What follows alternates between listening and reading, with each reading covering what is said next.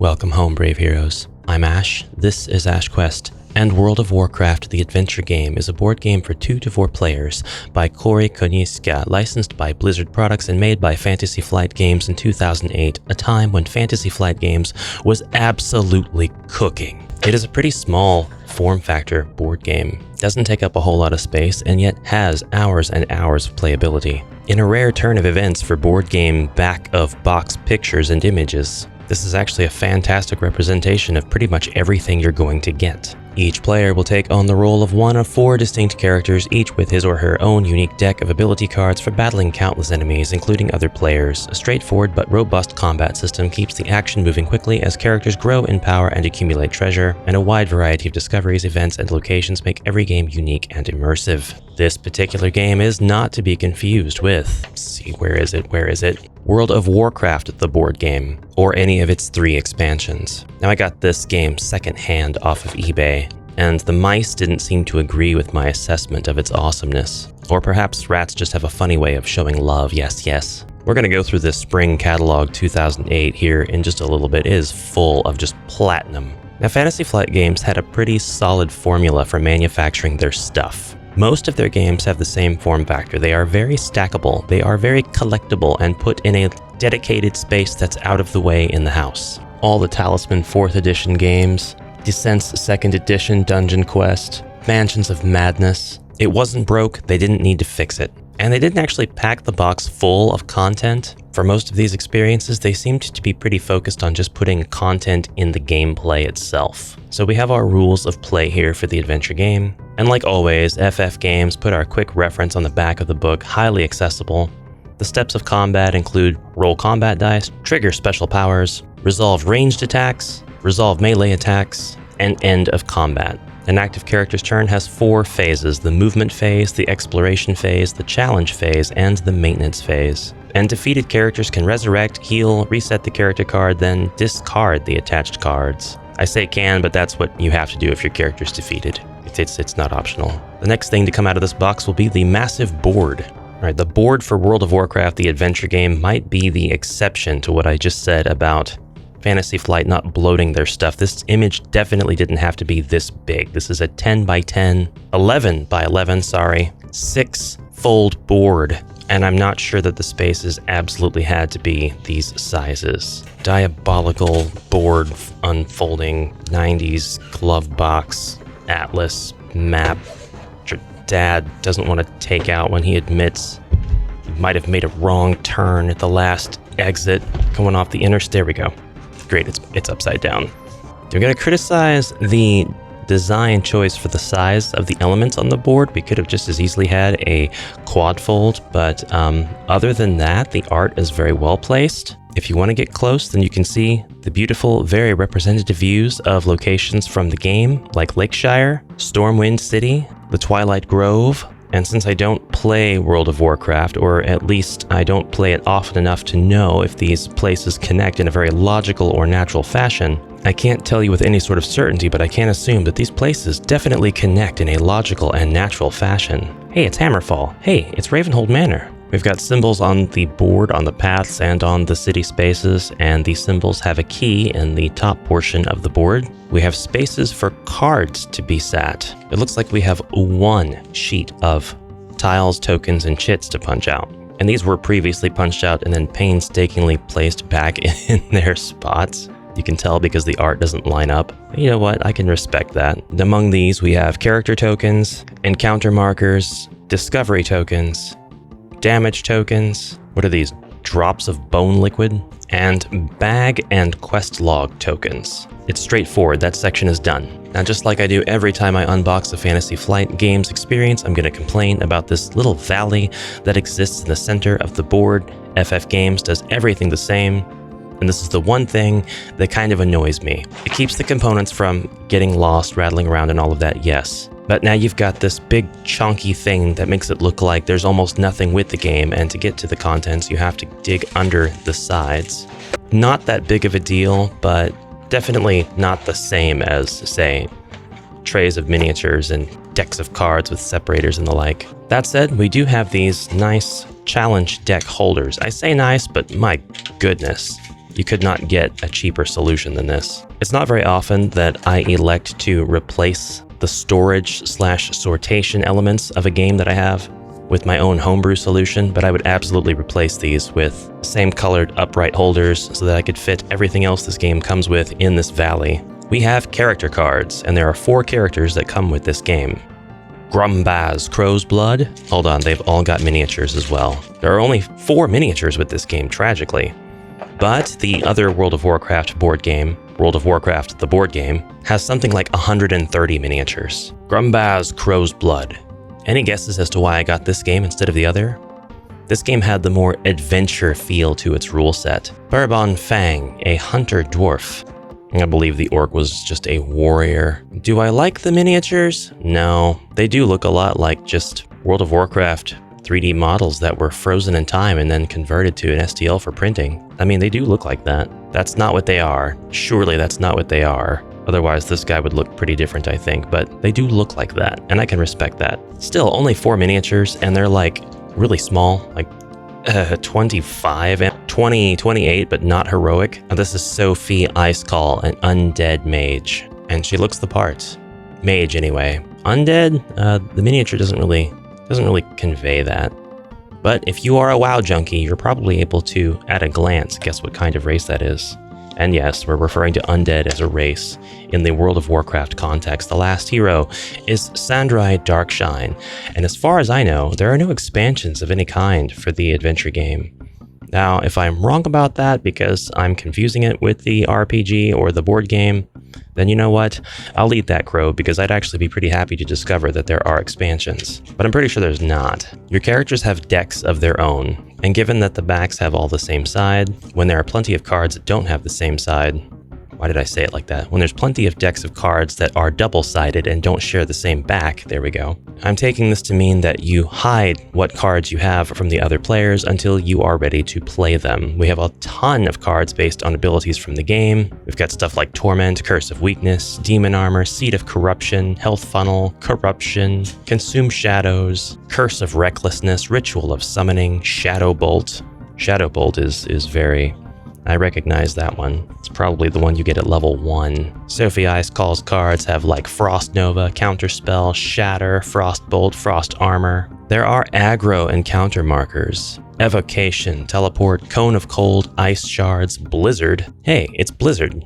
How meta. Bourbon Fang has Claw, Aspect of the Hawk, Eagle Eye, Freezing Trap, Growl, Aspect of the Viper, Aspect of the Monkey, Raptor Strike, Explosive Trap, Serpent Sting. Each character has 4 cards associated, 1 for each level, and the cards are double-sided with slightly different things on both sides. In order from least to most powerful, the levels are gray, green, yellow, and red. This is important because in the game you will have restrictions on what gear you can actually equip because you won't have the stats necessary or required to equip that gear. In this game, there is gear associated with each color, and as somebody who is a weak gray leveled character, you might encounter some green gear. Well, you won't be able to use that gear until you are actually at the green level. I would say level 2, but I don't think that's how the levels are communicated in this game.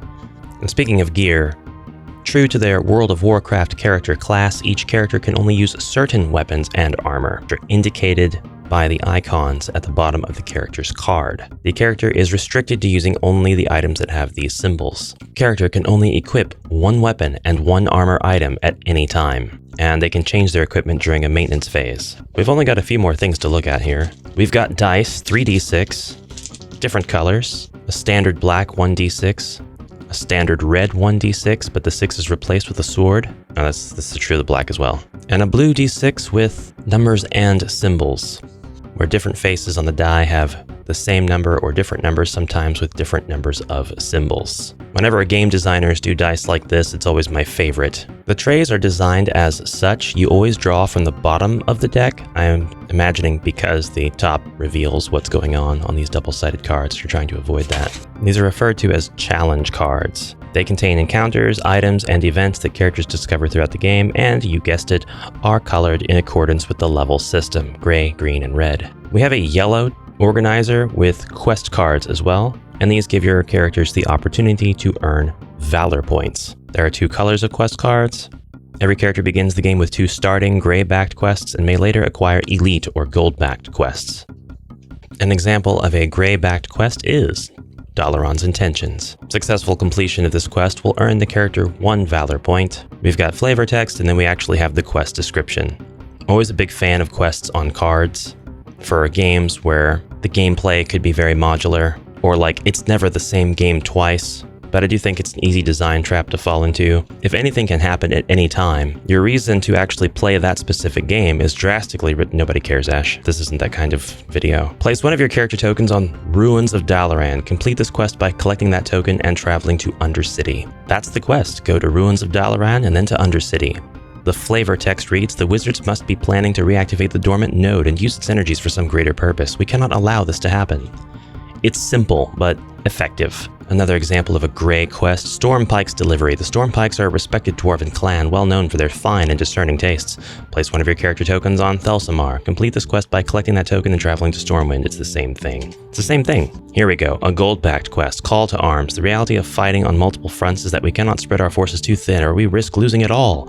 Complete this quest when you defeat an enemy character of the opposing faction, horde, or alliance. Discard this quest and draw a new one if there are no such characters. That gets you 3 valor. Let's check out the ability cards using the breakdown found in the manual. Each ability has a name, such as Feign Death, an energy cost, looks a lot like these symbols here on the die, an attack value, which will be here, such as in the case of this card. That is the listed value and type of attack, the game text, and the improved text. And this is the timing icon. This icon indicates when the card may be played, either during combat or movement or at a special time. There are crossed swords here, so this is a combat card. Play this before rolling combat dice to cancel the battle and discard the encounter. That's what Feign Death does. You just play dead, and your enemy's like, huh, I didn't even have to lift my sword. Man, I am good.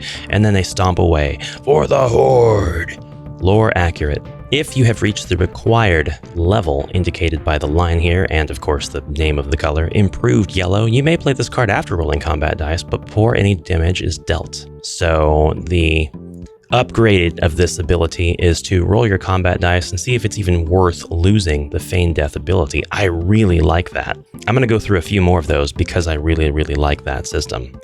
Let's see how well they do. Aspect of the cheetah. Attach to your character and discard all the other attached aspects during your movement phase. Ignore aggro and counter markers, presumably because you are going fast. This is used during the movement phase. On improved green, you may discard this to re-roll your movement die. Yeah, I like that a lot. Let's get something more combat focused. This is one of Grumbaz's abilities. It's called Battle Shout, costs 1 energy. Shout, attach to your character and discard all other attached shouts. You may discard this card during combat to re-roll your combat die. On improved green, after discarding, receive +1 attack. And here's what they mean by discarding other shouts. There is Commanding Shout. You may discard this card instead of taking 1 damage during the movement, not movement phase. It's a movement card though. That's when you can play it. Here's one, Blood Rage. Play at any time. You are dealt 1 damage and may reduce the cost of the next ability card you play by 1. You may not play this card if doing so would defeat you. On improved red, you may then draw 1 ability card. I love the upgraded text. I love the upgraded versions of this stuff. Let's do another one, this time looking at Sandre Darkshine's ability, Summon Felsteed. You may move 1 additional space during this movement phase. On improved red, you may instead move up to 3 additional spaces. It's simple, it makes sense, it incentivizes you to level up, and basically affects a number of abilities in your ability deck, your repertoire. I want to look at some of these challenge cards now. I guess I'll start actually with the gray. Now, among your challenge cards, there are encounter cards and event cards. We'll do an event card breakdown really quick. This is the name of the event, the traits of the event. This is a location event. The game text, place this card in Ironforge City. A character encountering this card may discard 1 yellow or red item to flip it. This is the front of the card. And then this is the level. The color of the gem and border is used to determine the level of the encounter. So I reckon you've got to be a level red before you can even encounter this. But if you do and you flip it, attach this card to the character of your choice. Any character who defeats that character places this card in his quest log. It is worth 1 valor point, and it's Bounty Hunter, so it makes sense. We've got another one called Booty Bay Bling.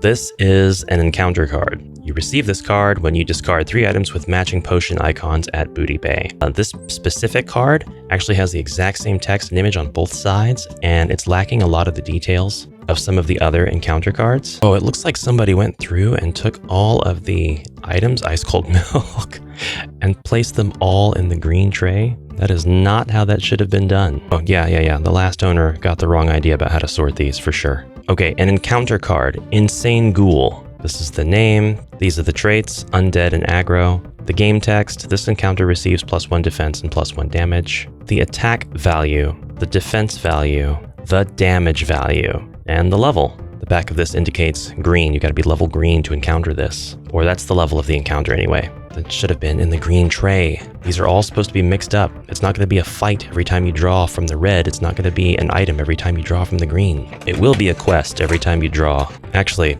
no.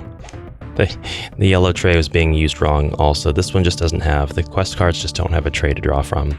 Wow. Well, I learned something. Still, a vertical divider would have been just as good. Then you can hold all of your decks of cards. I'm going to stop complaining about that. Nothing I can do, Ash. Nothing I can do except make my own. 2 more cards spent on advertising the board game, which I do really want, by the way, and Descent Journeys in the Dark. I guess that's first edition because I have second, and second edition box is a lot shorter, a lot more like the box that you see here. It looks like I've got some resorting to do.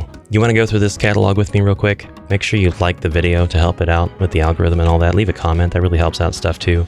And we'll go through this catalog and see just exactly how much Fantasy Flight Games was cooking back in 2008. We have World of Warcraft, the adventure game, Mutant Chronicles, the collectible miniatures game. Mutant Chronicles has a classic way back edition by Pressman, and it just amazes me how different companies pass these properties around after decades to say, you know what, there are gamers out there who would still like to play this. Let's make it accessible again. I love that. Dark Heresy, which is a Warhammer 40k roleplay. Fantasy roleplay, Warhammer Fantasy.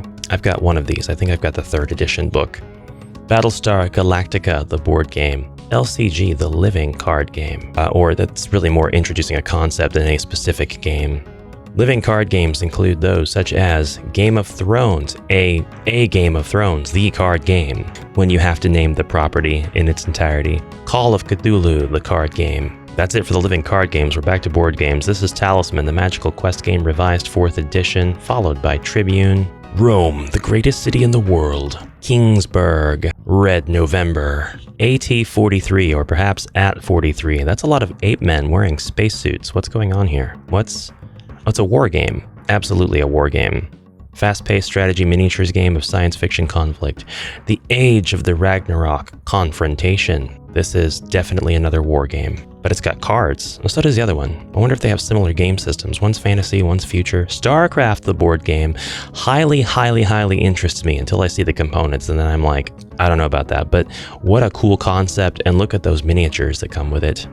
Look at this video, looking at a picture of the miniatures that come with it. World of Warcraft, the board game. Still want this, still on my list. Lots of expansions. Descent Journeys in the Dark. This was a bit of a flagship advertisement, huh? Descent is still going strong with its newest edition and its ties to using an app, which I absolutely hate.